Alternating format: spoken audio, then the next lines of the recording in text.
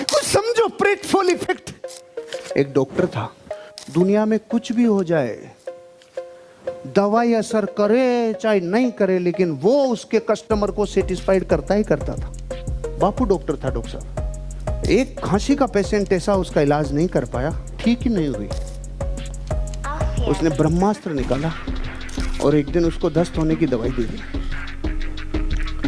तो उसके असिस्टेंट ने पूछा, अरे सर, खांसी के आदमी को दस्त होने की दवाई, साला ठीक ही नहीं हो रहा था, अब खांस के बताए। कुछ पकड़ में कईयों को बाद में आएगा, जो इससे गुजरा है ओ उसी को आएगा।